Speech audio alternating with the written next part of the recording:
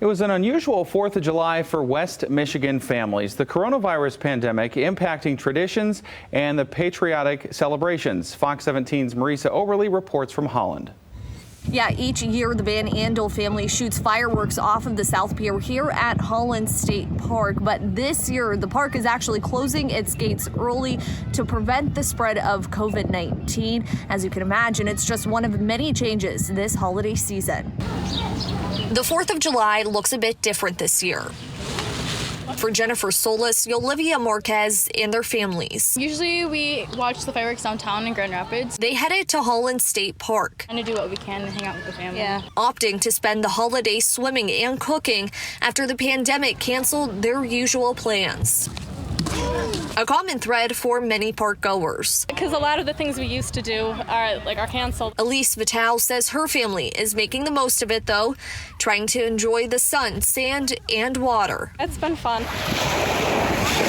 Few people wore masks, but most stayed 6 feet away from one another in the late afternoon. You feel safe here. Which Ruth Ann Voss says is enough to feel safe. She sat and ate in the shade alongside loved ones, all hoping to catch the annual fireworks show put on by the Van Andel family at the end of the night. They just sparkle in the water. Oh, just beautiful. But like so many traditions this holiday, that won't happen. The family is still shooting fireworks off the South Pier, but the Michigan Department of Natural Resources decided to close all state parks at 10 p.m., with Holland State Park beginning to turn away drivers 2 hours earlier, all in an effort to prevent large crowds of spectators and the possible spread of COVID-19. After the displays are usually over, there's a large mob of pedestrians that go down Ottawa Beach Road, and it looks like cattle going to market. And if you've got one COVID-positive person in there that's infectious, that could be a real problem. He knows it's not an ideal celebration, but Supervisor Sean Mulligan says his park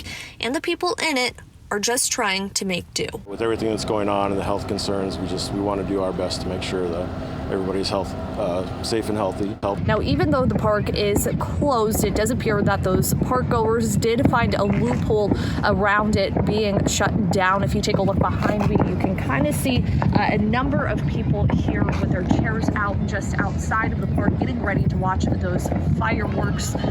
People are socially distanced from one another, but once again, very few masks that we can see being worn here. I'm reporting in Holland, Marisa Oberle, Fox 17 News.